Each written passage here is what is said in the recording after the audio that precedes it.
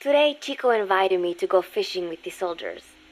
I suppose finding one's own food does have its merit, but I prefer not to be involved in such a degrading task. And their prattling on about fishing being fun is nonsense. I'm not here to find playmates. Nevertheless, distasteful as it was, I went along in order to maintain my cover. Chico thrust a fishing pole into my hands, and we went up onto the deck where several soldiers had gathered. They welcomed us warmly. With so few women aboard Mother Base, I'm treated like a princess.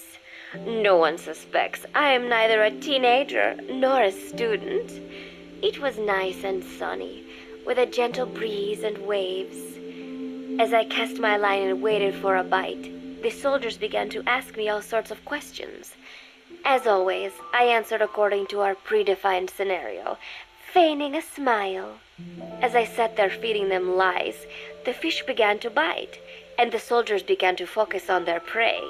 Chico had his bait stolen by a fish, and got so angry that he stood up and nearly fell into the sea. Everybody laughed. It almost made me want to join in too. At some point, I got a bite myself. The instant after I felt that first gentle tug, the fish yanked the line with astonishing strength, and I let out a cry of surprise.